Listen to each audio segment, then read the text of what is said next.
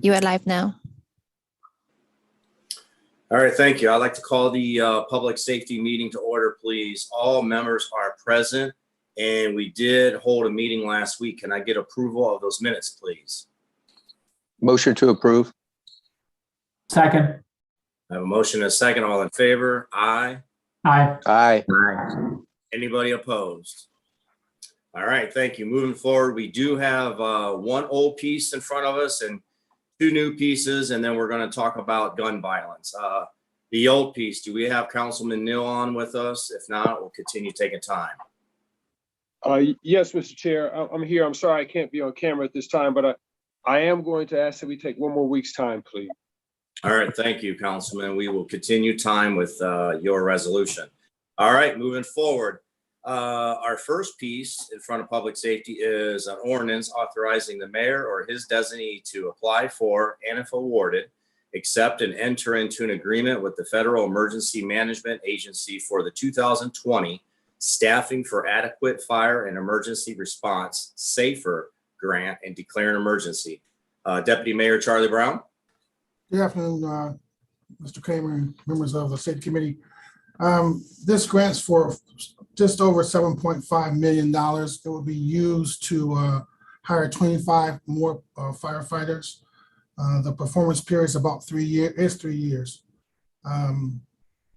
It is only because of the great work that's been done by District Chief Cowett and his team that we're able to get this grant. So I want to thank him personally and recognize him as well. So we'll be available for any questions. If the committee's report is favorable, we'd ask for a consent agenda and can answer any questions that you want. All right, thank you. What I'll do is I'll see if there's any questions or comments from committee members first. And we do have Chief Cowett online with us. Let's see. We have Councilman Malik, please. Thank you, Mr. Chair. Thank you, Deputy Mayor Brown. Just wanted to know the current staffing level and then the anticipated staffing level, after adding the officers. So Not officers, but firefighters. Okay, so I can tell you right now, there's 346 with 18 in the academy. That's where we're at now. Okay. And so the intention would be for 25 new slots in addition to that? That's correct, sir. All right, thank you. Thank you, Councilman. I appreciate that. Any other questions or comments from committee members first? Council members? All right, I don't see any. Mr. Brown, you did say consent agenda is okay? Yes, sir. All right, thanks. Is there a motion to place this item on the consent agenda? Motion for consent agenda. Second. I have a motion, a second. All in favor? Aye. Aye. Anybody opposed? All right, thank you. We'll put that on the consent agenda. Moving on to our next piece and final piece is a resolution offered by Councilman Phil Lombardo from Ward 2 over there, opposing and objecting to the application for transfer of First America Tax Services, LLC, doing business as Wild Locust and Patio, 1922 Buckholzer Boulevard, Akron, Ohio, 44310 for a Class D5 and D6 liquor permit, 2738588, now pending before the Division of Liquor Control and declare an emergency. And I do see we have our Chief Prosecutor, Gert Welms, on. I'll turn it over to you. Thank you. Councilman Lombardo, if you have anything, please don't hesitate to join this conversation. Okay. This is a new location that was brought to our attention by Councilman Lombardo, as well as the Akron Police Department. They tried to work with this business to get a safe business plan going forward. They billed it as a private club operating for private events, which basically was circumventing the liquor permit process and using this to violate the bottle club rules and operate without a liquor permit till they were able to secure one. When this application came through, we had just had a severe incident at this location. There was a homicide on September 4th, pretty much the first weekend this operation was going forward. Not only was there a homicide, the police report reads there were multiple gunshots. So the fact there was one fatality is awful, but it sounds like it could have been worse. It was brought to my attention by the chief service bailiff this morning. The landlord has served upon this tenant a 3-day notice to evict the premises. And that was confirmed that it was served on September 18th. So there's a process moving, and I thank Captain Beitzel for working with the landlord to bring this property to their attention and work on potentially a separate resolution. So at this point, we would ask council to object to this liquor permit going into this premises, just based on what has happened in the very limited time this place has already been open. Thank you, Gert. I appreciate that. I'll turn it over to Councilman Lombardo before I ask any questions or comments. Councilman. Thank you, Mr. Chair. Yeah, and thank you, Prosecutor Gert Wilms, because you said it all. Meeting with it really wasn't the owner. It was, I think his nephew was going to be in charge that night for the September 4th party. And as she said, things just didn't go well. So it's just not a good business model. I would respectfully ask all council members to object to this, liquor license. And so we can have a safer Chapel Hill area. Thank you. Thank you, Councilman. Hey, Gert, I do have a question. I was going to email you earlier and I got overwhelmed with phone calls. I know I have 2 liquor objections that's pending. And I know before we went on break, recess, we did one in Ward 5. And I know the holdup is down there in the state. Do you have any updates in regards to if they're meeting? I do not. Actually, I think that they're still actually doing everything remote and have quite a backlog to get out from under. So I know we've objected to a couple of different places on your behalf, not only for this current renewal, but a previous renewal. We still have had no relief from the state, even to schedule a hearing yet. Okay. All right. Thank you. I appreciate that. Any questions or comments, committee members? Nope. Council members? All right. With that, before I ask for a motion, I would like to just remember, please, if we can this evening, if somebody would like to make that motion for council as a whole, that's great. But in the meantime, is there a recommendation for suspension of the rules? Yes, please. Anybody makes that motion? Mr. Chair, Councilwoman Samples has her hand raised. Oh, all right. Councilwoman, sorry. Thank you, Chairman Kamer. I just want to note for the record, this has been one of those things that we have objected against for quite some time. And I'm not a fan of guns and liquor and after hours and all that. But I do want to note for the record that I do know one of the individuals who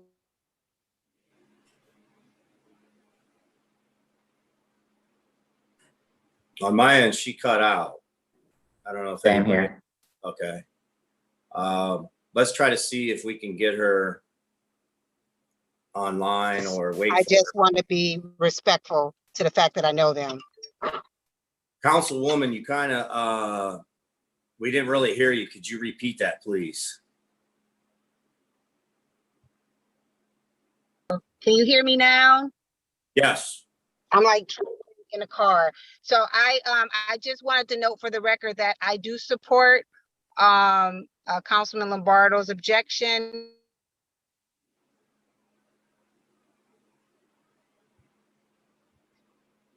Councilwoman Samples. So I wanted to make sure that I noted that for the record. Can you hear me, Donnie? Yes, but you were cutting out again. Sorry, Councilwoman. I think it's just my location because I'm trying to get out of the car. I just said I wanted to note for the record that I do know one of these individuals and I do support this committee's objection, but I do want to abstain for the simple fact that I know one of the individuals. All right, we heard you loud and clear. That was perfect. All right. With that, we heard from Councilwoman Samples. I appreciate that. And then moving forward, can I get a motion for suspension of the rules? So moved. Second.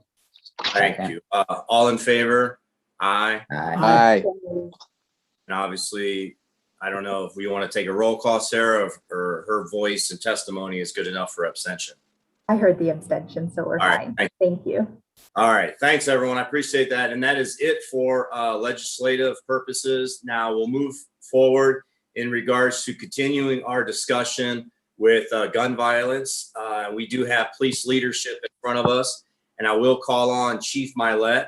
I've been in contact with him over the last week or so, and I'm going to turn it over to him, and he can present to us. And then obviously moving forward, I will take questions or comments from committee members first and then other council members. So Chief, it's all in your hands. Thanks. Thank you, Councilman, and thank you, Council, for having us attend today's meeting. With me today, I have brought some staff to help answer some questions that I may not be able to answer. Deputy Chief Jesse Leeser, Deputy Chief Mike Capers, and Captain Dave Laughlin are here to assist with answering some questions. This past weekend, the city witnessed its 38th homicide at the intersection of Kling and Wheeler, and it was attached to gun violence. There are two individuals that over one from this past weekend and another one from a past incident that are on life support right now, and we don't know if that number will not climb up to 40. But right now we've lost 38 people in our city, and the vast majority of those loss of life incidents, all but two, involved gun violence and in the presence of weapons. The issues are complicated. The issues need not only police response, but a community response. As I've interacted with council over the last several weeks and several community leaders, it appears to me that there is widespread consensus and support to develop strategies wherever we can in a unified way to tackle this pandemic that's hitting this community. Last year was a very violent year in our city. This year is looking like we may surpass, God forbid, the numbers from last year. And for our part, the police department is working very, very hard to take as many weapons off of the streets and from individuals who should not possess weapons as humanly possible. Thus far, I believe we have seized over 900 weapons this year alone, which again is going to surpass last year's numbers. Some questions were posed to me before this committee meeting. One of them was, how many of these weapons are being seized through traffic stops? And for a period of June through August of this year, just a very small period of time, police officers seized 102 guns from individuals who we contacted through a minor traffic violation. Another question that was asked is, collectively, how many weapons have we seized from the period of June through August of 2021 that were not connected to a traffic stop? And the latest numbers that I have is 916 weapons or guns were seized. To a follow-up to that question was, how many of those weapons that we've seized were assault weapons? And again, from the period of January through August of 2021, 44 of those weapons were considered assault weapons in the caliber of a .223 or 5.56 millimeter.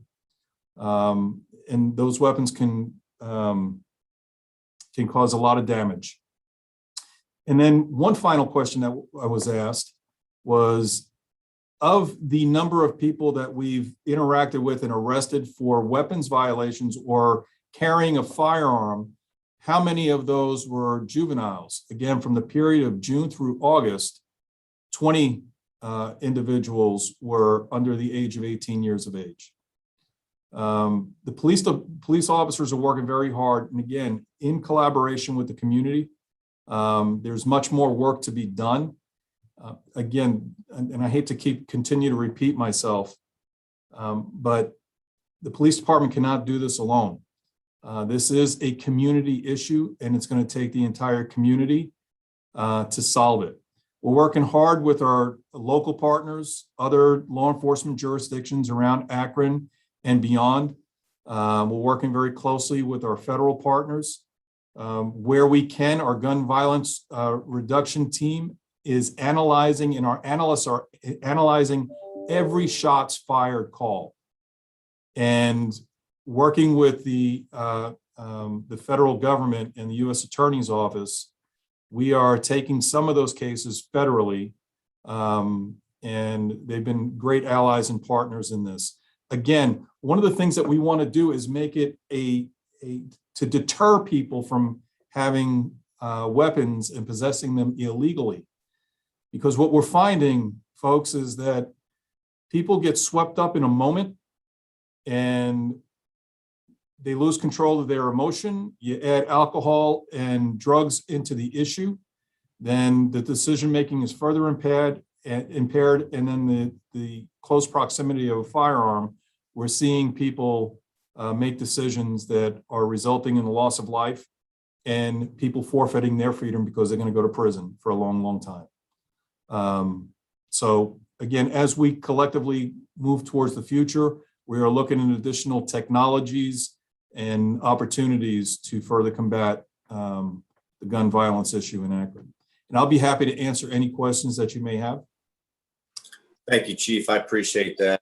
And then just to let council members know, you answered questions that I submitted. I know you're new to the position and here in Akron, and we welcome you. And I just wanted to, pose a couple questions to you so we can start the meeting and move forward. So, because I know you weren't here at the last meeting we held. That was perfect. I appreciate that. Questions, council members, any questions or anything for the chief or his leadership team? Councilman Malik. Thank you, Mr. Chair. Thank you, Chief Milet. First, I just want to thank you for the direct and open and empathetic way in which you've engaged with me and with so many others of us here on council and in the community. Obviously last night's or Sunday morning shooting underscores the urgency of the issues we're dealing with here. And I hope that we can have more of these conversations regularly, whether it's monthly or what have you. I think that as much dialogue as there can be, and as much as we can find ways, as we've been trying to do, to support the work of the Akron Police Department. Speaking for myself, that's my goal. I guess the only question that I had was, is there any sort of geographic information that's available? I know we talked previously earlier in the summer about heat maps, if anything like that can be provided. And is the gun violence, roughly in some of the sectors that our gun violence reduction team has targeted over the last year or two, or is it kind of spreading? Any information on that would be helpful. Yes, sir. And it would make it a bit easier for us if it was contained within one geographic area of the city. It's not. And there, again, because the people are possessing firearms widespread throughout the community, young people specifically, it's difficult to zoom in on any one specific area. There are 3 general areas working with my staff that we have identified. And if you allow me, I'm going to look to my left because it's on my dry erase board because I still don't know the city yet.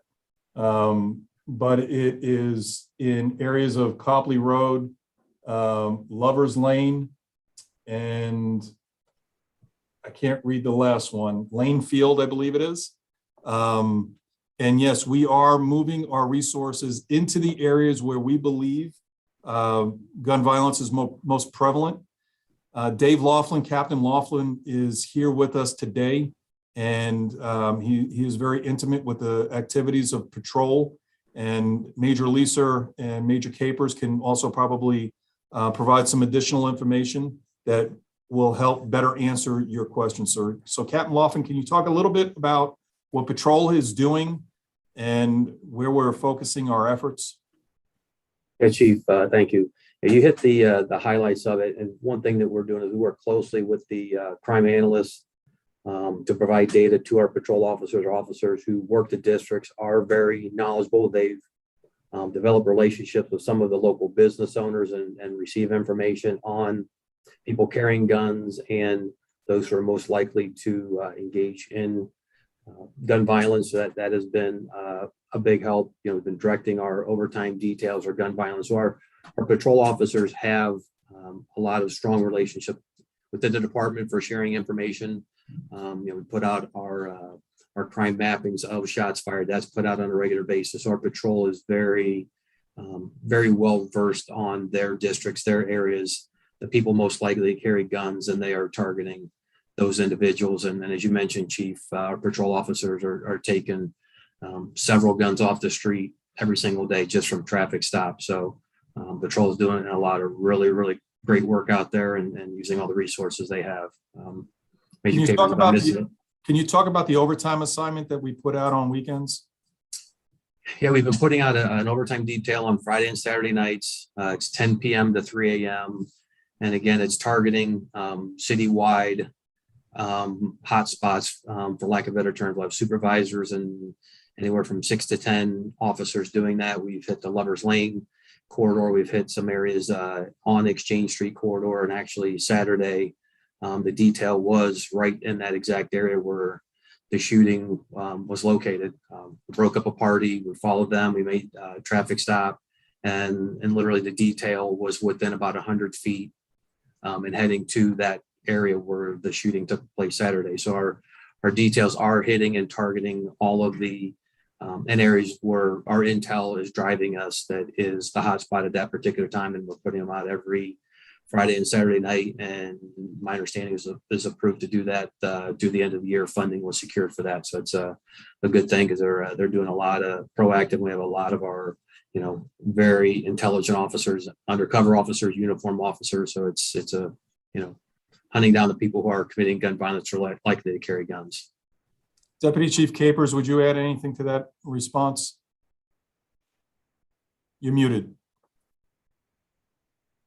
Some people like me better when I'm muted. So I think Captain Laughlin covered it pretty well. If anybody has any specific questions, I'm happy to answer them. Yeah, thank you all. Just as a brief follow-up, has there been any difficulty in filling the overtime slots on the detail? I'm sorry, sir, I couldn't hear the question. Can you repeat it one more time, please? Sure. I was just saying, has there been any difficulty in filling the overtime slots on that detail? There has been. Officers are, we're dealing with a staffing issue right now that we're trying to fill vacancies. Officers are working hard. I believe that for the most part, we have success the majority of the time. But there have been last minute pleas for officers to fill the vacancies. And it's not because they don't want to, it's just, they need that break from work to recharge their engines. Because the last thing we want are fatigued officers out in the community because, that could result in some difficulties for everybody. Thank you. Yeah, absolutely want to make sure that, we're not putting folks in a position where they're burned out, but, so look forward to more conversations about that. Thank you, sir. Thank you, Chief. Thank you, Councilman. I do have a long list of hands being raised. So next one's going to be, excuse me, Councilman Lombardo, please. Thank you, Mr. Chair. First is a comment and then a question. So just wanted to let Chief Milet know, I know that you mentioned reaching out to the faith community for help in this gun violence situation. So if there's ever a meeting you want me to get together with some Ward 2 pastors, then I'd be more than happy to arrange that. Thank you. So that's my comment. The question is for the chief or any of the majors, that I just want to know, how do these gun shows work? It's not as simple as going in there like it's Target and buying a gun, is it? So how do these gun shows work? Thank you. So I will turn to my deputy chiefs, because in Ohio, there may be additional standards that are different from where I'm coming from. So Chief Leeser, can you respond to the question? Yeah, we don't have, to my knowledge, we don't have any gun shows in the city of Akron. Some county fairgrounds has one, and I'm not sure of all the rules and details, but to buy a weapon, you have to have, obviously identification. You have to fill out paperwork through that, which is run through a national database, but I'm not too familiar with that. Chief Capers? Likewise, I'm not really into guns myself very much, and so I don't have any personal experience at a gun show. But what I have heard is that oftentimes these transactions can occur with people who otherwise wouldn't get a licensed handgun. They do that out in the parking lot, away from the the peering eyes of oversight. So Councilman, we'll get a better answer for you. We'll get the federal standards and also the state standards for these gun shows, and we'll get that to you this week. I do want to add on to that one stat that we missed is Chief mentioned that our analysts review every single incident of shots fired. Those incidents of shootings in the city are down the last 4 months consecutively compared to last year. So we have seen some improvement in that area. Thank you. Thanks. Councilwoman Omobian.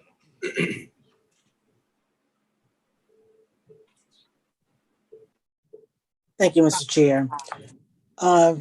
Thank you, Chief, for diving into this problem and getting right to the heart of it. I really appreciate you being thoughtful and looking into this. What I'm curious about, it sounds like what happened over the weekend, and again, I don't have all the details.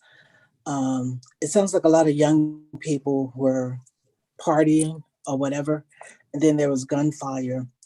Do we get any cooperation from these people who own these buildings? Because it sounds like we're talking about a residential site, not necessarily a bar.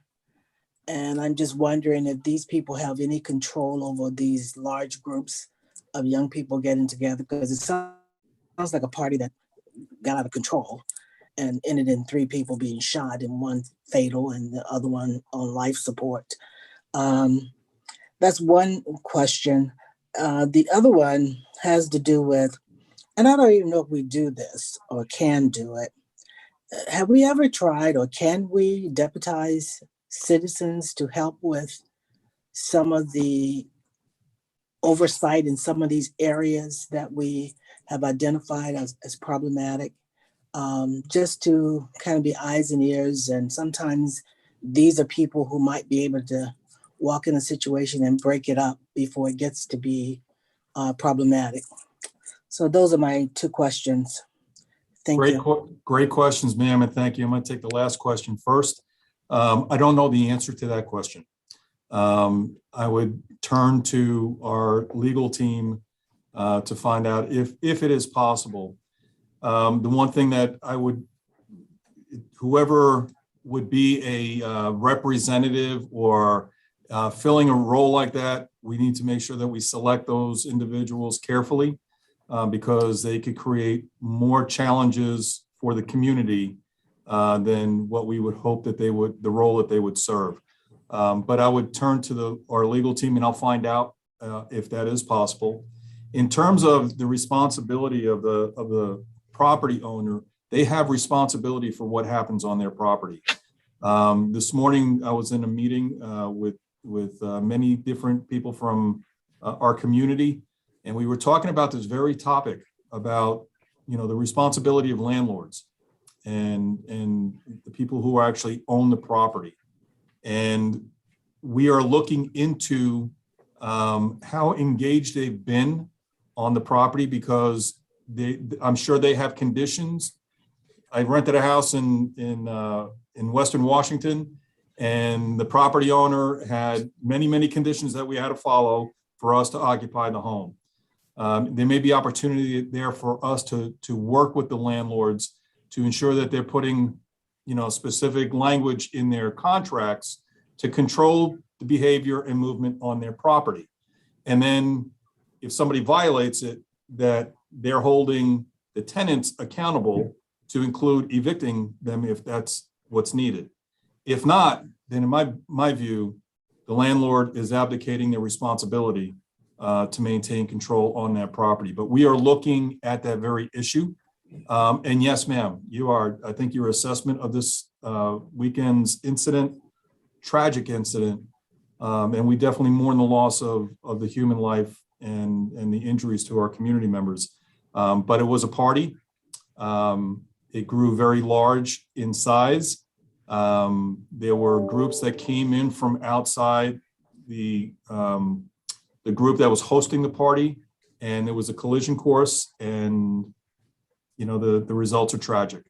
But we're going to be analyzing it very closely. And again, the role of the landlord homeowner is very important in this discussion for this specific issue.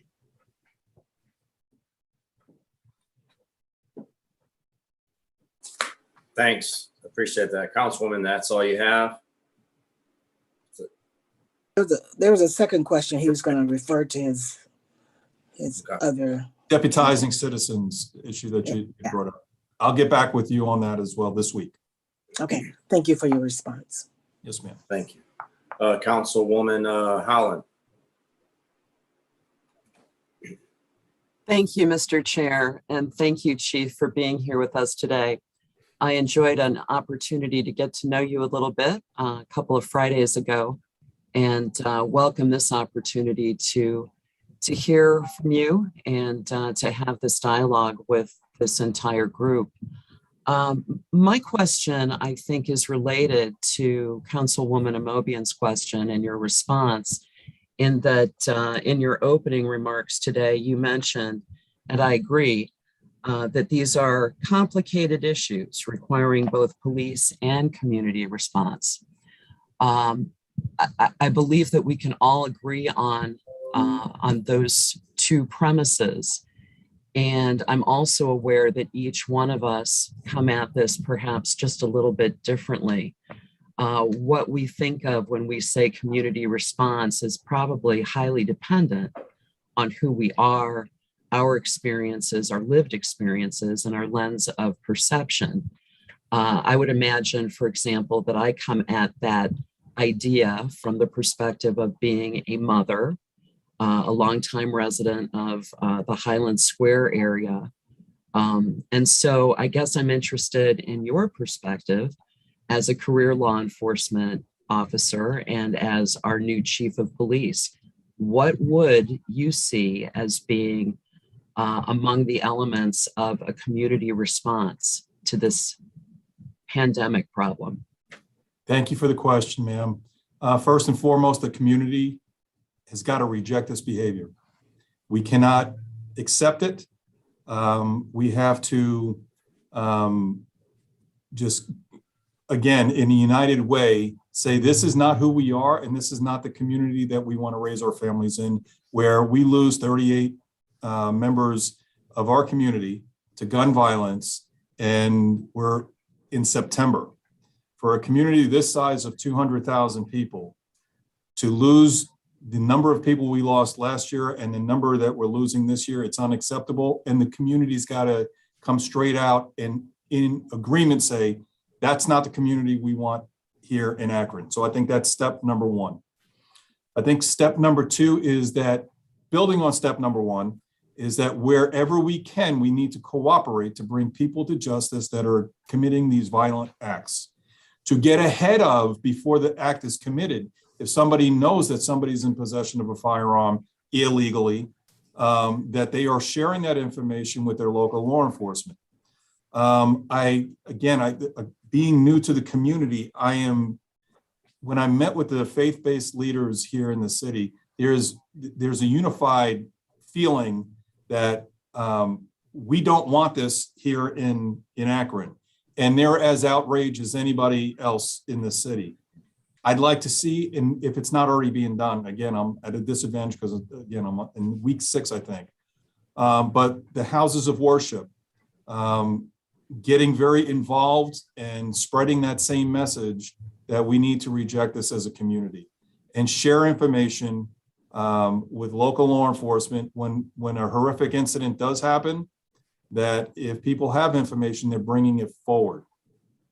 I think working with the schools to educate our young people on the dangers of being in possession of a firearm, working with families, and teaching parents how to teach conflict resolution skills, wherever we can, as one community going in one direction, coming up with innovative ideas to combat this very, very tragic situation in this city. And I know that there's a ton of other ideas that people have, and we need to share those ideas.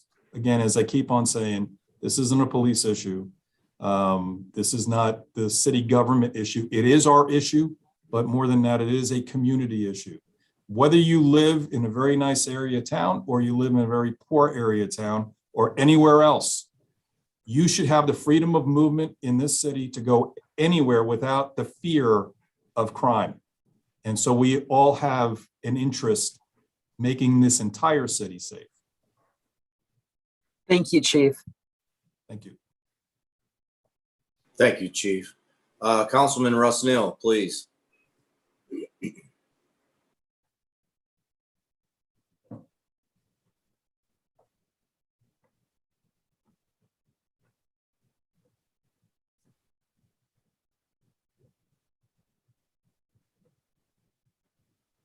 Thank you, Mr. Chairman, for being patient. I was trying to come off mute. Chief, thanks for your presentation. Appreciate, we had a chance to talk when you came to a community meeting. So some of what I'm going to say is repetitive because I'm combining my comments with this conversation with what I read in the paper over the weekend. And I appreciate you saying, and I agree with you, that this is not just a police issue, it's a community issue. But here is the challenge. When the community steps out and reaches out and asks to be engaged, we have to embrace them and empower them. I'm going to give some examples since you're not from Akron. I'll give two examples. There's an event that is now downtown called the African American Festival. Used to be held at what we call the Sand Pile, which is down in Lane Field. So if I'm saying Sand Pile, I'll probably have to go back at least 20 years or more. That event easily had over 3,000 to 5,000 people. Now, it used to be that the organizers would go to Cleveland and get the brothers from the Nation of Islam to come down and control that community event. I came back, I was at a meeting and I asked him, I said, why do you go to Cleveland to get men to come down to patrol an Akron event? I mean, we got men here that could do that. Honestly, I took offense to it because that would be like me asking you to come protect my wife. I could protect my wife. But I had to realize those men were too far gone to where they had lost connection with the community. So a gentleman that's still doing it today, we got some brothers from the community who were a part of the martial arts community and have mentored with young men, and they patrolled that event. 5,000 people. You had little skirmishes. Now it was a different day and time, but the community controlled that event. There were police officers there in case something broke out. They knew how to go get the police officers. 5,000 folks. There's another event that took place up until a few years ago when COVID hit, called the Father's Day Cookout. Took place at Perkins Pool. Easily 1,000 people at that event. The men in the community fed folks. Got to give a shout out to Brother Bruce Belton, Future Shock, Brother George Dowdell, those men who came, and Brother Jerry Rowland, God rest his soul. Those men came together and fed the community and patrolled the event. Matter of fact, and so I'm saying that to say, if we empower men, those men can assist the police officers with aid in the community. Now, yeah, the African Festival was a 2 or 3 day event. The Father's Day was just a 1 day. But what I'm saying is we can't ask for their help and then not embrace them. So I'm just asking, I love, because I brought these men to the table before. They've reached out to come to the table and we haven't followed through with them. So I'd love to connect you with these men so that they can help. And secondly, you're right, because at this table needs to be the school system, because we have a captured audience. If we provide the wraparound support with our schools, supplying the relationships, building the relationships with the young people there, because a lot of the negative energy that's out in the community is amongst that age group, middle school, high school age. So I just want to reach out and say, I appreciate you saying the community wants to be engaged. The community has reached out to, I'm going to say, the city as a whole, but we have not done a good job of engaging them. And so I look forward to working with you to make sure that we do that in a calculated manner. Thank you for your comments, sir. And community engagement to me is always the key to developing a shared vision and working through problems together. And if you invite me to the table, and you have, I will be at the table, I promise you. Thank you. 100%. Thank you. I appreciate that. Councilman McKittrick. Thanks, Mr. Chair. Chief, thanks for being here, and thanks to your administration being here as well. I had a question. This kind of goes back to the stats that we had. I know during COVID here, it exacerbated the issue with being able to incarcerate people under these circumstances. So my question is, that being said, do we have people who've been arrested for when they picked them up and gotten guns and been rearrested later on because we're unable to incarcerate them? Thank you. The short answer is yes, sir. The information that I have is that does occur. The jail, I met with the sheriff and Deputy Mayor Brown, Captain Laughlin. Others were in the room as well. Several weeks back when we were talking about the challenges of getting people booked into the jail, the sheriff is facing some serious issues as well. COVID inside the jail system.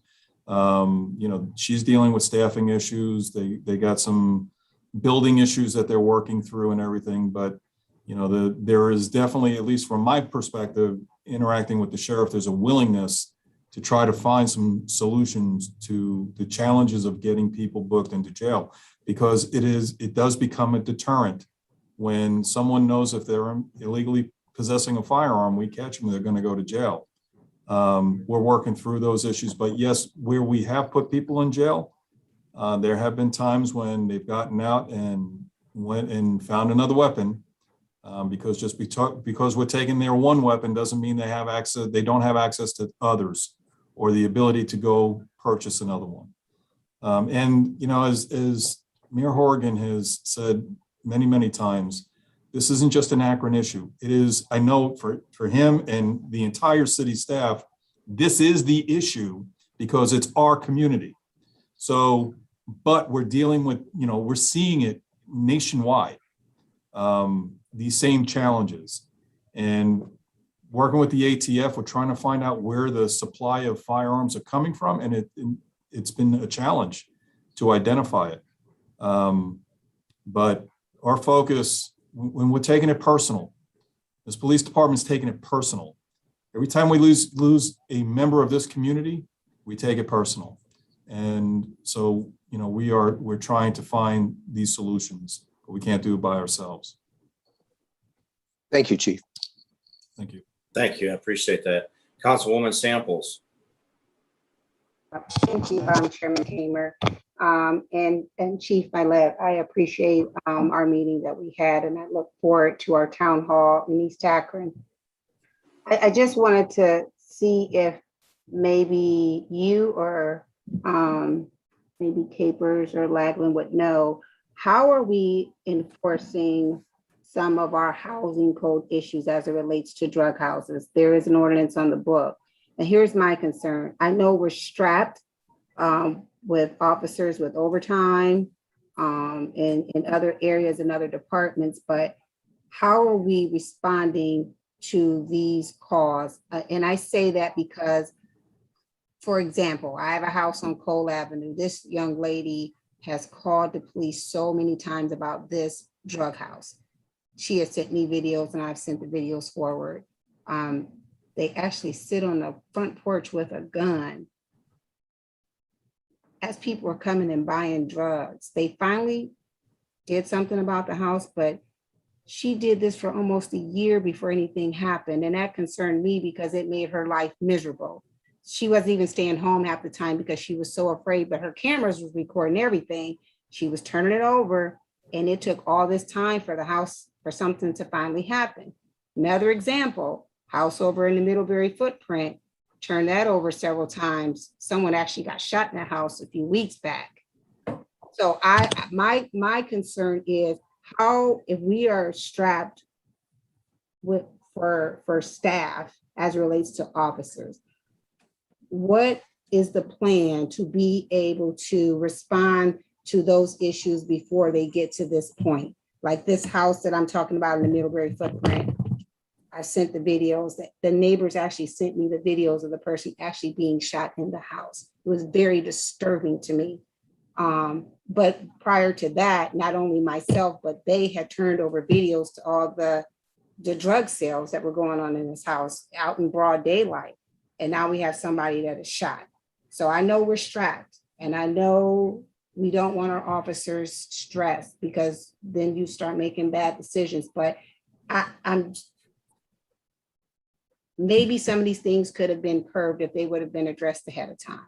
So my concern is, and my question to you all is, how are we going to address and enforce these ordinances, especially when we know landlords? I'm finding it very hard to believe that these landlords do not know what's going on in their properties. And if they don't, they're negligent because they should, in my view.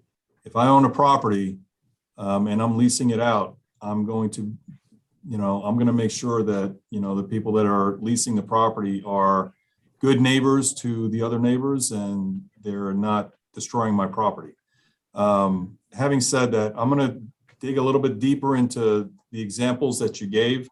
We do have a narcotics unit. Captain Laughlin earlier talked about patrols response, and in the follow-up with our detective bureau, our detectives are the snug unit and our other specialized units are working equally hard to build the cases to bring people to justice.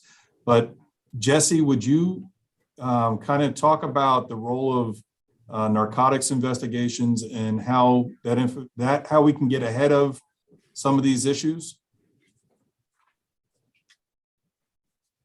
You're muted.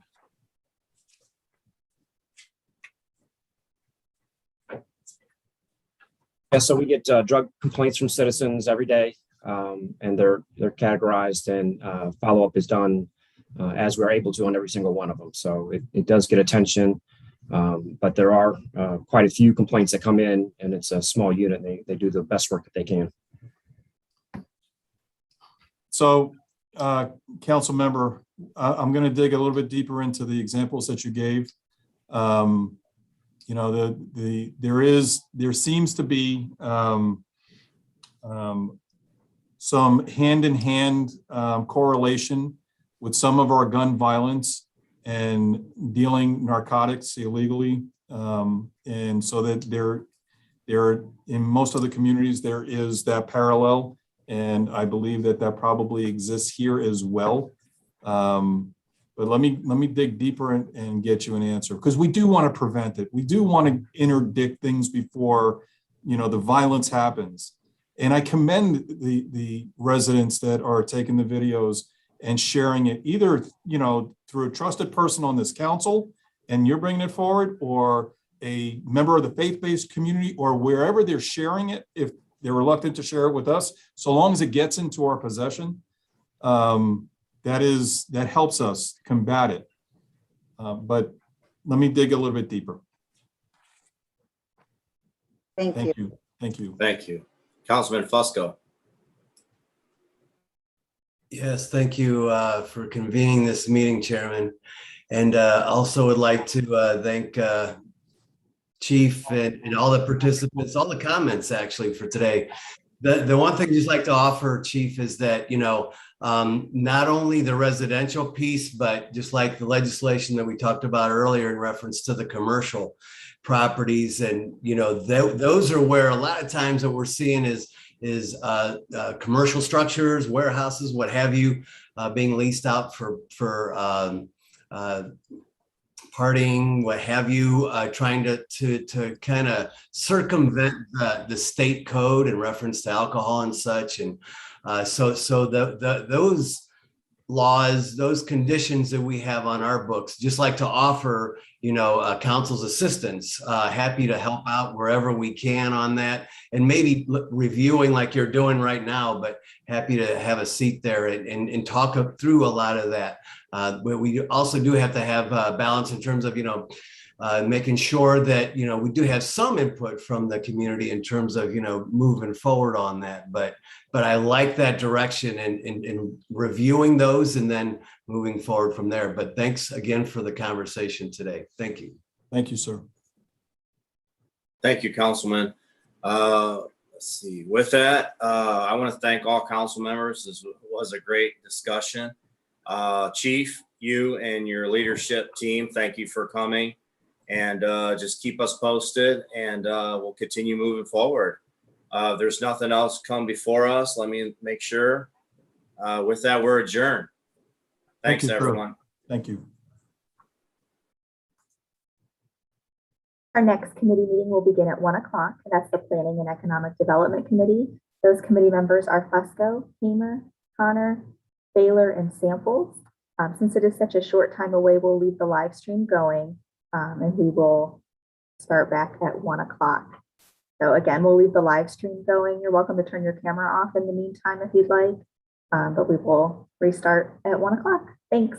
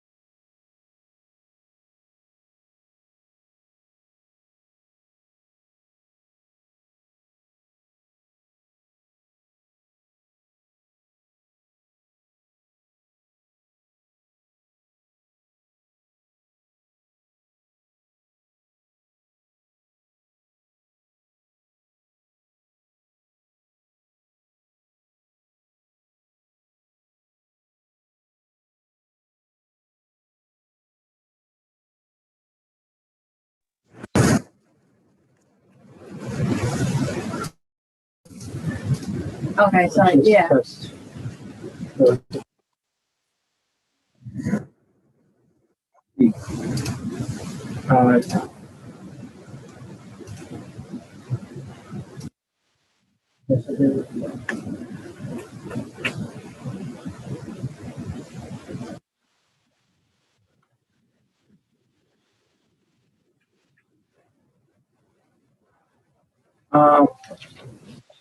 Oh, okay. Yeah.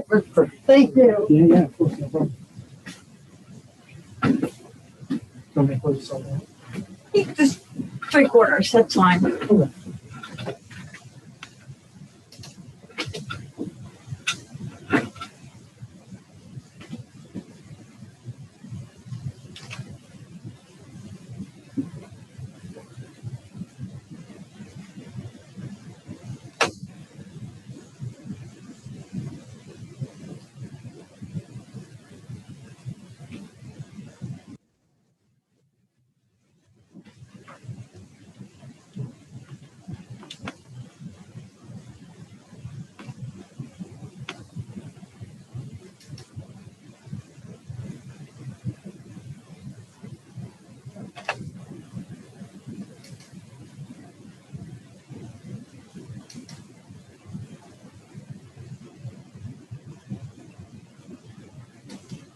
Hi, Katie. Hey, Councilwoman, how are you? I'm well. So nice to see you. You as well.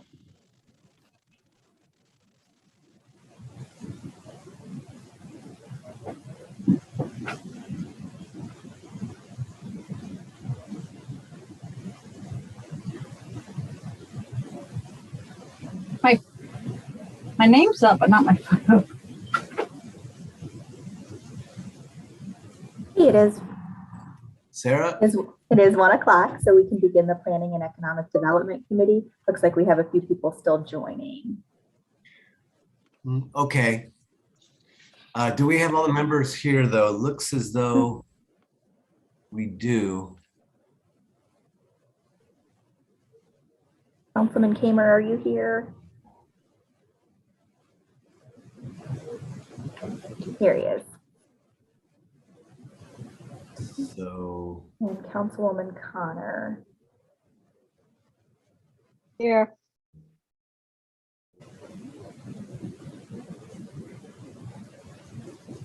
Okay, we have all members present.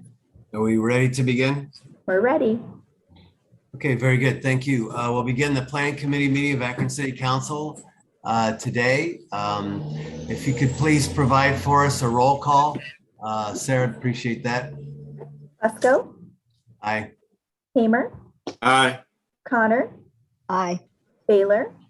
Aye. Samples. Aye. All members are present. Very good. Thank you, Sarah. We do have 3 items. I know we have special guests here today with us. I ask that you please be patient, but we do have 3 items that are up for public hearing today. So we will be going through the agenda. That I do believe we have 3 items. Is that correct, Sarah Viviano? No. Yes, that's correct. Okay, very good. We do. Okay, very good. We have 3. Yes, the procedures for this for these public hearings is that we will hear a report. We'll read the conditional use request into the record, and then we'll receive a report from the planning department. After that report, we'll then begin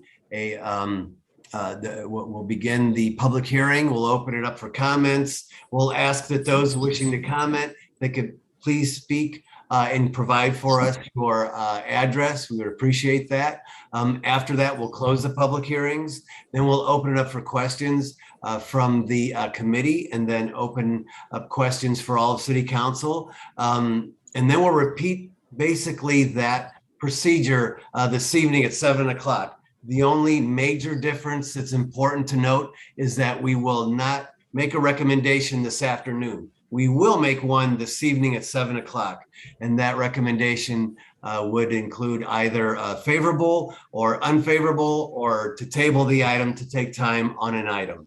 So those are the procedures that are taking place. We do, though, ask that those those that wish to testify during the public hearings be sworn in from a representative from our law department. So immediately following the recommendation from the planning department, we will swear in those individuals that wish to testify. The first item that's up for a public hearing is a conditional use to establish an auto exhaust repair business at 1475 Maslin Road.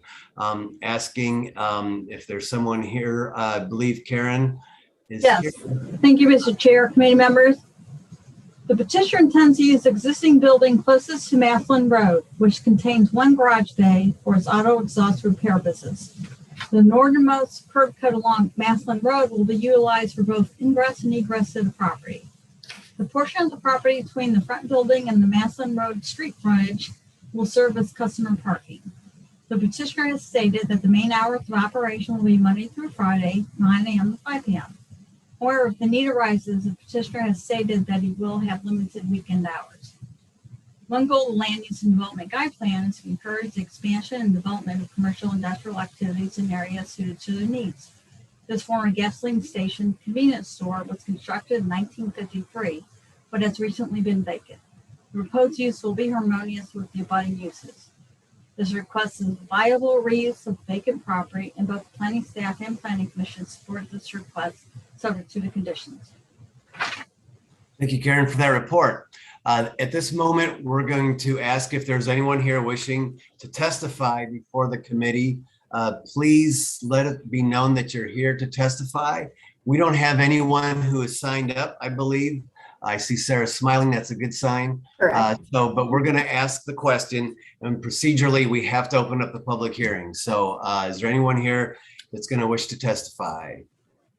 Once, twice. Okay, hearing none. We'll open up the public hearing. Anyone wishing to testify? Anyone wishing to test? No one. Okay, very good. We'll close the public hearing portion. We'll open this up for questions from any committee members at this time. Reference the conditional use at 1475 Maslin Road. Anyone wishing to speak again or questions? Anyone? Okay, hearing anyone from council with questions. I see Representative Connor with her hand up. Hi, thank you, Mr. President. This falls in Ward 10, and like anything, we're always happy to have new businesses and a better use for this vacant property. We welcome this truck business and wish them well. Oh, thank you, Ms. Connor, for that for that comment. Anyone else from council? Any comments or questions? Any? Okay, very good. Not hearing any, we'll move on to the next item that's up for public hearing. This is a conditional use to construct a dwelling addition and deck at 226 Melbourne Avenue. The single-story family room addition will extend 24 feet west from the back of the home. A new deck on the rear of the addition will extend 10 feet further back. Since the addition and deck will extend about 15 feet beyond the front face of the detached garage, the garage is now considered to be within the side yard of the southern property line. The zoning code stipulates that structures in the side yard must maintain a minimum 5 foot setback for a side yard property line. Since existing garage is currently 2.9 feet from the side yard, a variance of 2.1 feet is necessary. Is that all, Karen? No, I'm sorry, I couldn't flip my page. The petitioners are limited by the physical constraints of the property. The variance of 2.1 feet should not have a negative impact on the surrounding properties, as the garage has been on that site for well over 25 years and is well maintained and in good repair by the property owner. The addition of a larger living room and deck on the back of the home will not significantly increase housing density on the site, nor be intrusive to neighboring properties. As such, both planning staff and planning commission support the request subject to the condition. Okay, thank you very much for that report. I do see that we did have someone sign in today, someone who's in favor. Is there Christine Pace who's online? Sarah? He actually will be joining the 7 p.m. meeting only. Okay, very good. Is there anyone that's going to wish to testify either in favor or against this item? Anyone? Okay, we're not seeing anyone. Officially, we'll open up the public hearing. Ask, is there anyone wishing to testify? Anyone wishing to testify? No one, hearing none, we'll close the public hearing portion, open it up to any committee members who may have any questions or comments. Any questions or comments? Okay, any council members, any questions or comments? I see Mr. Malik's hands up. Thank you, Mr. Chair. I had a chance to go out and look at the property with the petitioner. And, you know, I don't think that there's any way that a neighbor or anyone could have an issue with the variance. The existing deck and property is very nice, and the plans that they have for the expansion are very nice as well. It's almost, you know, kind of a very small technicality that requires them to get this approval. And I think we should, I've spoken with the planning department, but I think we should look at cases like this to see if we can potentially, you know, not have that be the case in the future, because I think it is a little bit of a technicality in this particular instance. So very much in favor of it. And the petitioners have been very upfront with me, so definitely encourage approval. Thank you. Thank you, Mr. Malik. Any other questions or comments from anyone? Okay, very good. The third item that's up for a public hearing today is a conditional use to establish a type A daycare at 434 Clinton Avenue. The proposed daycare business center would occupy 2 second-floor bedrooms and an open living room with a 2-story dwelling. The facility will provide services for up to 12 children at a time, ranging from age from infant to preteen. The daycare would be operated 24 hours, Monday through Saturday. The petitioner plans on hiring up to 3 additional employees if approved. The property contains a rear yard outdoor play area, and the backyard is enclosed. The petitioner is a PRN and stated that she wants to open a type A daycare home because she understands the needs of working parents. Due to the flexible and varied scheduling needs of the children, the proposed daycare business should not significantly raise the level of activity on its property, as she currently cares for her own 3 minor children and 1 grandchild. Since the children are dropped off and picked up at varying times in the day, traffic congestion should not be an issue. Providing quality daycare services is beneficial to the entire city. As such, the planning staff and planning commission supported this request subject to the conditions. Thank you, Karen. Thank you. I do understand that we do have some folks here that do wish to testify before the committee. At this point, I'm going to ask that you please be sworn in by a representative of our law department, who is Rebecca Advent. Thank you. Yes, those wishing to speak during this public hearing, please raise your right hand. Do you swear or affirm that the testimony you're about to give is the truth? If so, please answer, I do. I do. Thank you. Okay, thank you. At this point, we'll open up the public hearing and we'll ask if there's anyone here wishing to speak in favor of the conditional use request at 434 Clinton Avenue. If you could please provide for the committee your name and address, and we appreciate your comments. So is this, you're welcome to join us at this time. My name is Maya Mukone. Maya Mukone, can you hear me? Yes, we can. Thank you. Thank you for joining us. Thank you. Afternoon, sir. My name is Maya Mukone, and I live in 434 Clinton Avenue, Akron, Ohio, 44301. And I'm trying to have this daycare open at my place, my residence, which is the 434 Clinton Avenue, for the 12 kids. For if it will be good for me to do that, because it's gonna really help me and my community, because of my daughter, when she have my grandbaby, sorry, she went through a lot trying to get daycare for her, especially with the weekend. It was the problem for me myself. And then since my granddaughter came, I have to drop down from full-time to parent because of this same whole thing. And it happened right about the Corona time. And during that time, all daycare was shut down. And everybody just have to stay here and watch your kid. And my only choice was for me to step down to PRN, from full-time to PRN, for me to care for my own 3 kids and my granddaughter. And from there, I just say, you know what, it would be good for me to have a daycare in my house, that way I can spend more time with the kids. And also other family that are going through the same thing like I do, I was able to give help to family member. And also because if I open the daycare, I will have a job for 2 or 3 other family, single parents or whoever, because I'm gonna have like 3 staff, which I'm gonna hire. So that's gonna give opportunity to 3 individuals to work with me. So with that care, that will be really helpful for me and my other colleagues who are going through the same problem with this daycare whole issue. So I'm here today to see if you guys can approve me for me to do this in the right way. So that's what I'm trying to do. Okay, thank you so much for your comments. Certainly appreciate that. Thank you. Is there anyone else here wishing to speak in favor of this conditional use request on Clinton Avenue? Anyone else wishing to speak in favor? Okay, very good. Is there anyone wishing to speak against? I didn't see anyone. Sarah, did anyone else sign up? We did have someone sign up, but she has not joined the meeting. Okay, very good. All right, very good.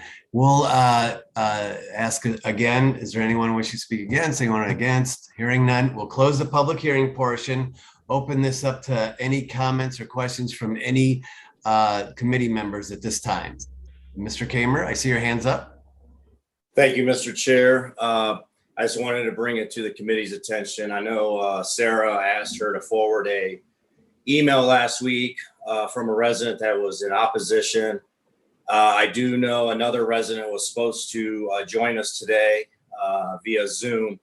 And then last week, during my daytime community meeting that was held at the Firestone Park Community Center on Tuesday, I did have 2 other residents, and this topic was not on my agenda, but they came to my meeting and raised a couple concerns. So I would like to take a look at those concerns and ask the committee to give me a week or 2 to really look into those. Okay, thank you, Mr. Kamer. Thank you for your comments. Is there any other committee members with any questions or comments at this time? Any questions or comments? Okay, hearing none. Any council members, questions or comments? Any questions or comments? Hearing none. Very good. We'll move on. Thank you all. We'll move on to the balance of the agenda, of which I'm going to recommend that we take time. At this point, we'll move right directly into new legislation. The first item that's up for new legislation, ordinance amending supplementing Title 15, Chapter 153 zoning code, Section 153 purpose, Section 153 certificates of occupancy, also enforcement, definitions, penalty by removing ambiguity and grammatical errors while reformatting to add clarity. All right, very good. So I did have a conversation earlier today. Is there someone here on this? This is basically, from what I understand, what I've been told, this is to clean up our code in terms of exactly what it said in that opening comment, grammatical errors and ambiguity in a reformatting thereof. So with that, I'm going to recommend council take time on this. Short of any concerns or what have you. There's 49 pages to this, so it ought to be an interesting reading for all.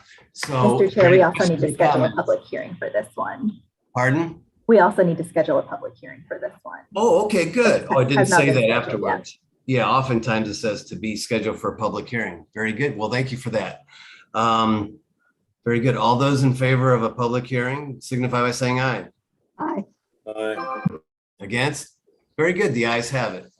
Okay, 7, authorizing conditional use to establish a type A daycare home at 1214 Wilbur Avenue. This too, it says to be scheduled for a public hearing. All those in favor of a public hearing signify by saying aye. Aye. You guys have it. Thank you so much. Item number 8, authorizing a conditional use to establish a type A daycare home at 2087 Wyndham Road. This too is scheduled for a public hearing as well, and it's noted. So all those in favor of a public hearing, please signify by saying aye. Aye. All right, thank you all very much. Okay, as mentioned earlier, we do have some special guests here this afternoon. We're to hear from those that have been working in terms of increasing the amount of participation from the Black community in terms of business with regards to the city of Akron. From what I understand, there's a lot of folks on here. I could go through and name everyone. I don't know who's the head of the show here. Katie, are you the Katie Breck, I see from OID is with us. I see Shelley Goodrich from Finance, which is always important. We always go to Shelley for all the money. Heather Rostek, who's been great and helpful with everything. Who else? Oh, Sheena Fain, who has been working with us for a short time, but has been doing a great job. We appreciate all you've done. And of course, Sean Volman is still smiling after a couple weeks in his new position. So I don't know if there's anybody else here on this particular item, but if there is, you're welcome to introduce yourself. If I've missed you, I apologize. I don't know who's gonna be the one to kick this conversation off, but the floor is open. Thank you, Chairman Fusco. Okay. And yes, I will get this party started. And I also want to thank President Somerville for inviting us and the rest of the council for being a part of this. I would like to take credit for each and every one of these amazing programs, but unfortunately, only having been in this role for a few weeks, I really can't do so. But I think originally the plan was to have members of the Department of Integrated Development come and speak of some of the business programs that we have launched in consultation with some other community groups as well. And just, basically give a short summary of each one. We do have numbers and statistics and things that we can share that, especially a Zoom meeting, probably not, but we can give information on the entities that have taken advantage of these programs and money that has been spent and some of the good results that we have. I am going to start off by talking about a few of the programs that we're doing. Then I'm going to have Heather Roschek speak about the Rubber City Match program, and Katie Breck speak about the Bloomberg Mayor's Challenge that the city is a part of. And we also have our friends from Finance, Shelley and Sheena, if you have questions about the programs they've been doing to try to increase participation with city contracts and other community events. So the first one I want to speak about was the Akron Resiliency Fund. Again, I don't know to what extent everyone's familiar with each of these programs, but that is something that we're doing in conjunction with the Western Reserve Community Fund to provide low-cost loans to smaller businesses that are in certain low to moderate income areas of the city. They can get a loan of between $10,000 and $70,000 for existing businesses, and currently between $10,000 and $20,000 for startup businesses. That number may actually be looking at increasing that in the future. But the good thing about the loan is it's available for the first 6 months. You don't generate any interest and you don't have to make any payments. The second 6 months of the loan is that you make interest-only payments. We have had, at this point in time, they have closed 19 loans totaling $665,000. 68% of those loans were to minority businesses, and 42% were to startup and early stage businesses.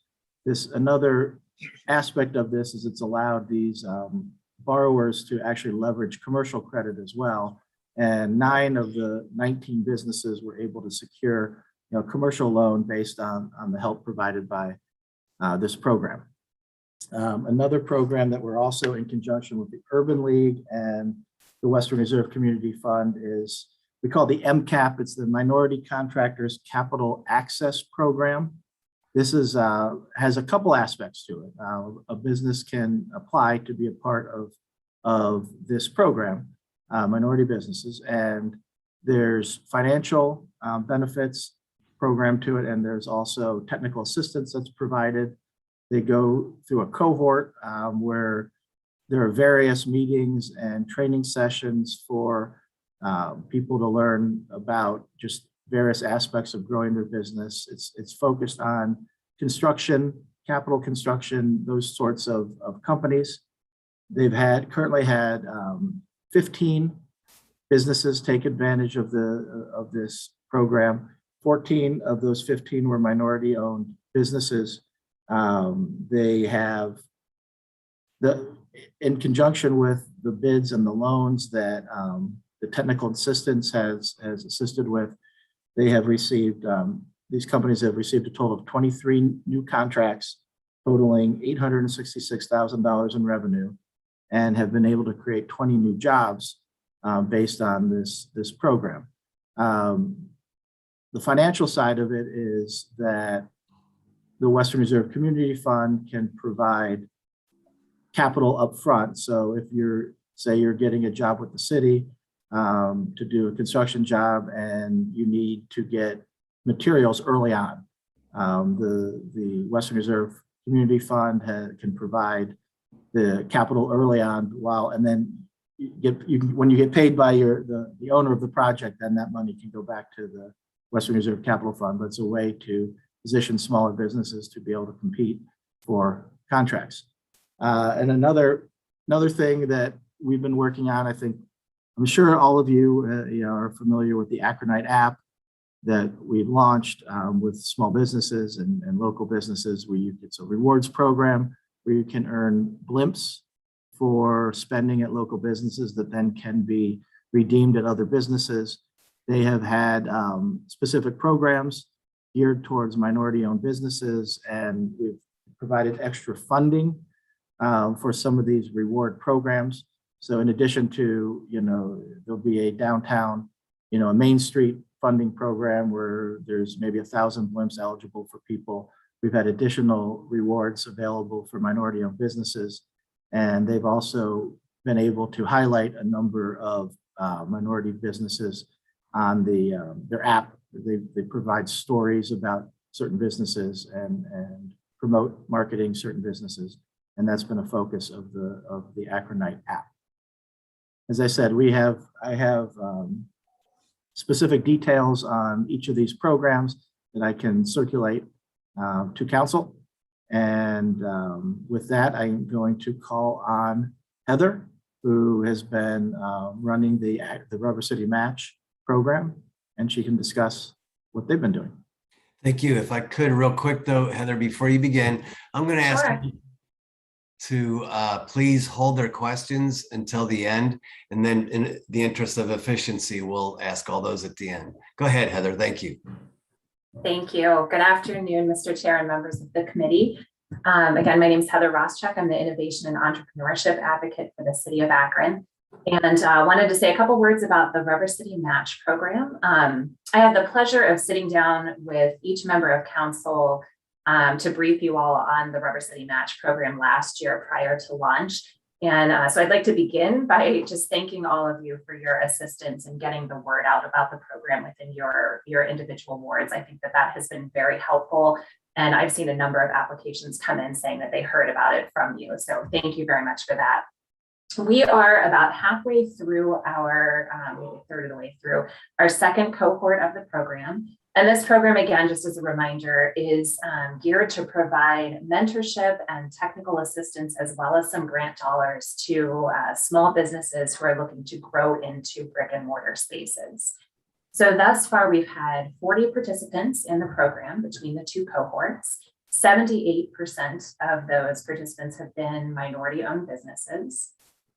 We have awarded through the program 11 scholarships for business owners to attend Mortar, which is a 15-week cohort-based business planning class that is run by Bounce and is specifically geared towards minority-owned businesses.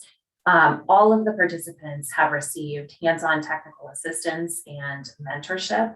As I said, there's also been some grants awarded. The two most notable grants as kind of the finale to the first cohort, one went to an existing business in West Hill, which is Gypsy Grace and the Vintage Goat.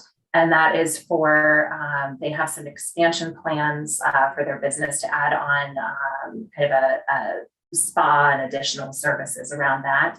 And then the other grant was for a brand new business in Kenmore, right there on the boulevard, Shrina Tea House. Montague Porter Young is an Akron native who has been away in New York and is coming back to open this tea house. She should be opening her doors very soon here, but has already completely embedded herself in the community in the best way possible. The one thing that I do want to note is the Rubber City Match program, obviously by the numbers, it's not exclusive to minority-owned businesses. but I think we felt that it was a really good opportunity for minority-owned businesses. And so from the very beginning, we were very intentional in the way that we tried to market the program and in the way that we went about our outreach. We partnered very closely with Ace Epps and his team at Bounce, as well as Kim Lee and Misty Rogers over at the Urban League, and just crafting that messaging and trying to make sure that it was as welcoming a message as possible. And I think that that's really what made the difference in our numbers, in our enrollment. And with that, I will hand it over to Katie to speak about Bloomberg. Thank you, Heather. Good afternoon, Mr. Chairman and members of the committee. Thanks so much for the opportunity to present. It's truly been a privilege for me to be involved with the Bloomberg Global Mayor's Challenge and serve along this Akron team, which I want to recognize the members first before I get started. Heather Roschak and Melinda Samsel from the city. We had Jessica Sublett and Ace Epps from Bounce, and then also Misty Rogers from MBAC. And they have been incredible and have all dedicated a tremendous amount of time towards this effort. So for those who aren't familiar, the Bloomberg Global Mayor's Challenge, I don't know why I'm struggling with global today. It's a program where cities submit, they first identify a problem that they wish to address, develop a creative solution, and submit that solution for funding opportunities. And we were one of 631 cities to submit our idea to address the wealth gap in Akron by a program called Thrive. And Thrive stands for Targeted Help for Resilient Innovative Entrepreneurs. Thrive utilizes the practice of medical rounding. And for those of you who are familiar, it's basically taking an interdisciplinary approach to helping entrepreneurs develop their businesses.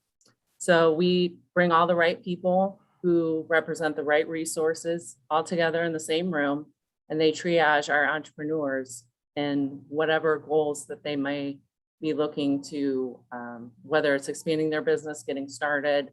Maybe there are certain things that come through in the assessment period. The folks in that room are going to triage them and provide assistance. But the one novel aspect of our program is this introduction of what we call a TIPA. TIPA stands for Thrive Entrepreneurship Pathway Advisor, and they are basically a relationship manager who works as a concierge and understands all the resources that exist in our entrepreneurial ecosystem. So we are in the second week of our pilot testing phase, and we're testing the aspect of the introduction of the TIPA. We have 4 TIPAs who we identified through our contacts. These are African-American business owners who also serve as consultants and help businesses launch and provide other motivational coaching as a part of their business. These 4 TIPAs are working with 12 entrepreneurs. These are, we found these folks and asked them to get involved. These were folks that applied for different programs and maybe didn't make it because their business wasn't at the right phase. So we invited them to participate in this pilot.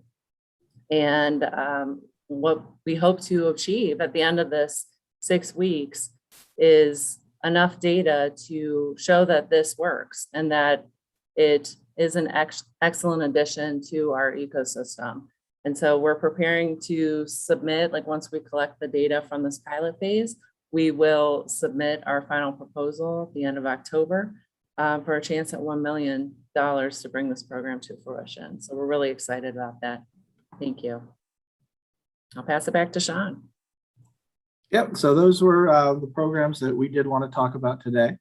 So as Chairman Fusco said, if there are questions, we'd be happy to entertain them. And if there's additional information we can get you, we would be happy to do that as well. Thank you, Sean. We'll open up the questions at this point, and I'll take over from here. I see President Somerville, her hand is up, so we'll recognize President Somerville. Thank you so much, Mr. Chair. Just wanted to thank the OID staff just for coming and giving this presentation on this afternoon. Just a couple of questions. Heather, the Rubber City Match Grant Program, just so I'm really clear, do you have to be within a Great Street area to take advantage of those services? Yes, you do. So the program, in order to participate, you must be looking at buildings that fall within the Great Streets District. Because the intent is to try and, double down on the programs that we offer, really make them go the extra mile. Okay, thank you so much. And then just on the Bloomberg grant, that $1 million. So that's something that we're still going to be applying for. Yes. Okay. So we're in the running. So we were one of 50 cities to move forward towards the opportunity of being able to submit for the $1 million. And as a part of our pilot, Bloomberg was so gracious enough to provide funding so that we could give stipends to all our participants. We could pay for the TPAs and additional things that we had in our budget to test our idea. So I want to say there will be 15 cities that will be finalists in the Bloomberg Global Mayors Challenge. Okay, and only one city will be selected? Oh, 15 out of 50. Oh, 15. Oh, perfect. Okay, great. So thank you so much. You're welcome. President Somerville, just to piggyback on that, the City of Akron Finance Department is also in a Bloomberg cohort for fiscal health and equity. Sheena and I have been working with Bloomberg and have gotten professional TA assistance from Harvard Government Performance Lab to look at our procurement contracting processes. Through that, we are receiving a $10,000 grant. And Sheena, I don't know if you want to detail, we are going to be providing a training to our city staff, and we are getting $10,000 from Bloomberg to provide a racial equity training to our staff to help them understand the importance of this work. So that is something that's going to be done for cabinet management level and then other strategic partners. And Sheena, I don't know if you have anything else you want to add to that. No, I think you covered it all. Okay.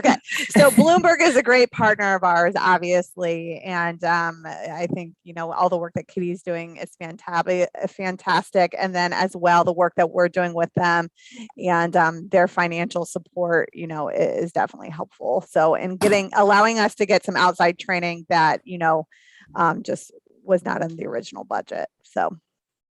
Very good. Can you tell us a little bit about the training? Who's sponsoring and it's focused on economic development piece? Sheena, did you want to detail? You had. Sure. So the training will be provided by a gentleman named Andy Horney. He specializes in racial equity. And what was the other question? I apologize. Oh, is it going to be circled around economic development? No. So actually, it'll be circled around D&I inside of the city of Akron. Okay, very good. Thank you. Yeah. Thank you. I'd like to extend that to council as well. I mean, absolutely. We can absolutely include you guys in that training as well. We're still nailing down the dates. The speaker is coming from Colorado and he does this training all over the United States.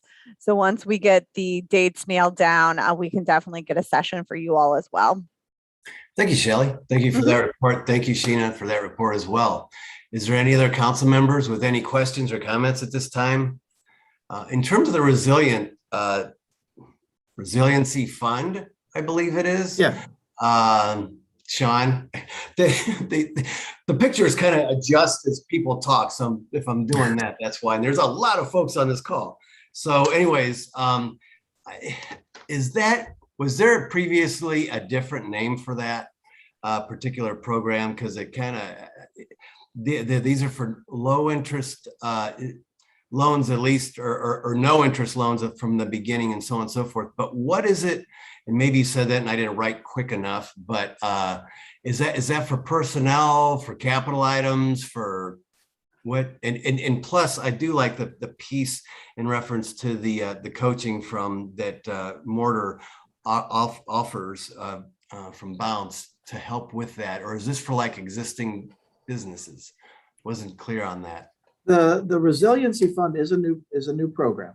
that has launched, I believe it was in October of last year. So it is not something that was just renamed.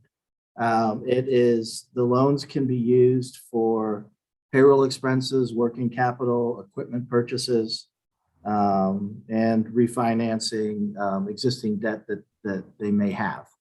So it's a wide variety of what they can do. As I said, it's probably going a mile a minute, tend to do that. But it's existing businesses currently can apply for up to $70,000 in loans, and startup businesses currently can apply for up to $20,000 in loans. Okay, Thank you. I said it's 6 months of no payments and then another 6 months of interest only. Well, in terms of all the businesses that we're talking about from all the various programs, which is great. My question though is, and then I see Ms. Amovian's hand is up, but how is it we're able to get through this whole COVID situation? You know, all you have to do is drive down the street and you see, you know, help wanted signs everywhere up and down the street. It's got to be a struggle for a startup. And for any business out there right now, is there things that we're able to offer to assist those that are struggling with that piece as well? And what are you hearing out there is bigger than that? Yeah, I mean, we're hearing that workforce is a issue for a lot of businesses. I would need to talk, you know, with the team a little bit about what we may or may not currently be doing. We're involved with there's a group called Connexus that the city is a part of with the county and the chamber and a number of Stark State, a number of other entities that I'm not off the top of my head, and we participate in that. And that the main goal of that is to work on workforce issues and trying to, you know, anticipate what is needed for the business community and for the citizens to be well trained and able to you know, participate in the workforce. You know, what are the needs of people in order to be able to enter or re-enter the job market, you know, at this point in time. So, you know, that's something that we're involved with. I don't, off the top of my head, I'm not thinking of a specific program that you know, that we're funding or providing, you know, assistance to for businesses itself, but we're a big part of the overall conversation. What are we hearing and I apologize for this, but that triggered another question. Linda, I'm going to get right to you. I swear to God. What trends are you seeing in terms of the startups, in terms of like what trends? In particular, what I'm asking, I guess, is it the technical field? Is it manufacturing? Is it retail? Is there any trends in terms of that aspect of it, in terms of these, you know, entrepreneurs helping out startups, etc., consulting? Is there any trends in terms of that? Do we track that? And if we don't, we should maybe.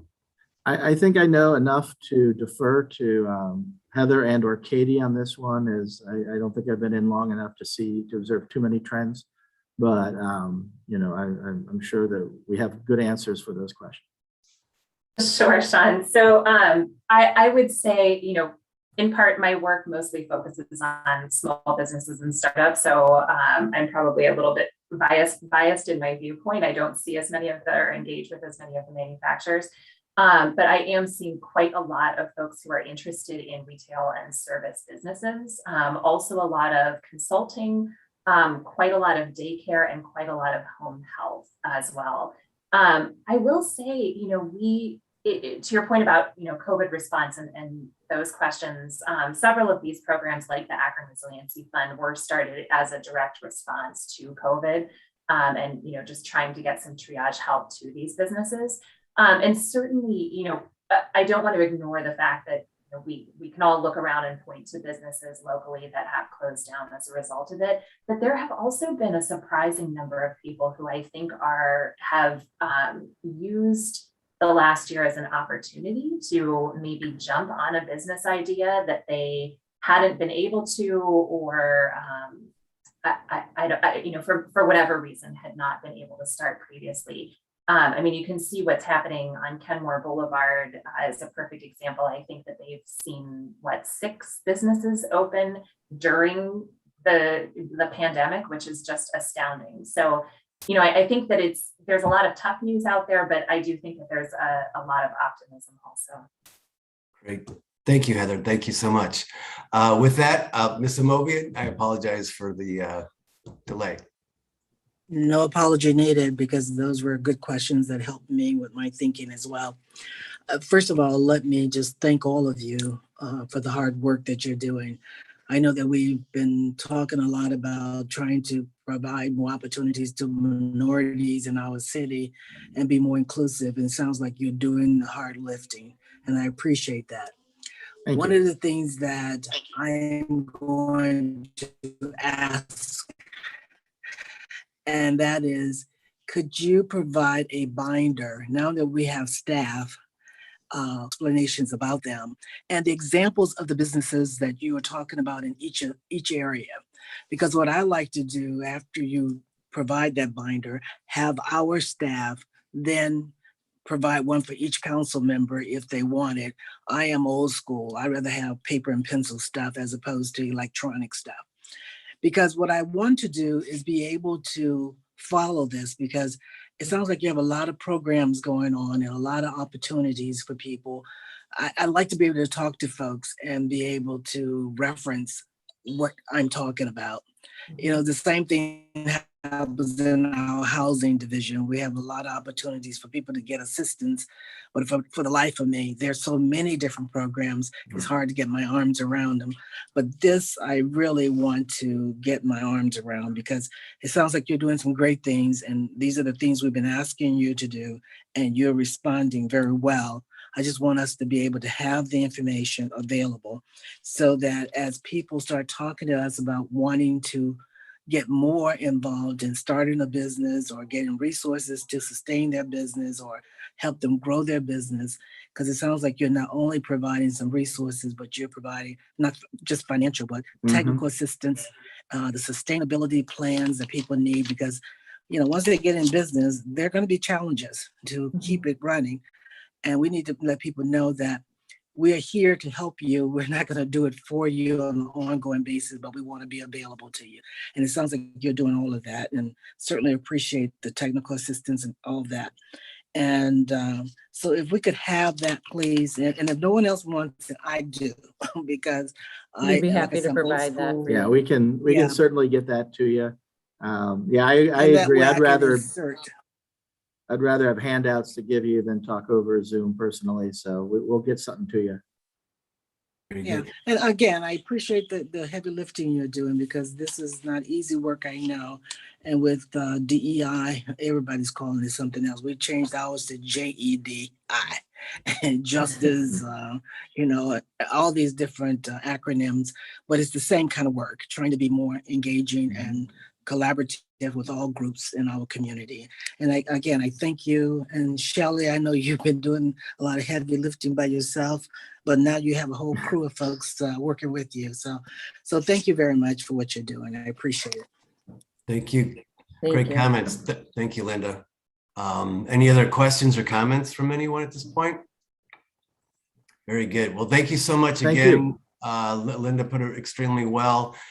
These stories, and it seems as though we do need to do a better job in terms of getting those stories pushed out, so the community knows that this is where our priorities are, and so on and so forth. So thank you for this, and please keep us up to date and let us know where we can assist and help. Also, look forward to getting that invitation for the training and the booklet that Ms. Amobian had requested, information like that, and keep us in the loop. Thank you so much. Short of any other questions or comments. With that, though, there's one thing we do have to do, though. I'd like to, this is official, so everyone else can kind of check out, but as long as committee members are here, we need a motion to accept the minutes of the previously held meeting. So moved. So moved. Second. All those in favor signify by saying aye. Aye. All right, thank you very much. We took care of that, Sarah, so we won't be in trouble with Sarah. Sarah, I'm going to turn it over to you, though. I I think you're still here. I don't see it, I'm but here, there you yep. are. There you are. Thank you. Our next committee meeting for the day will be the Rules Committee.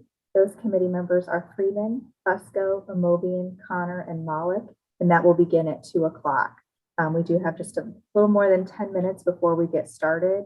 Aniko, do you want to keep the live stream going, or do you want to? It depends on you. What would you like to do? We can stop it if you would like. Okay. All right, I'm just Either gonna. way is fine with me. I'm just Whatever gonna you- stop the live stream then.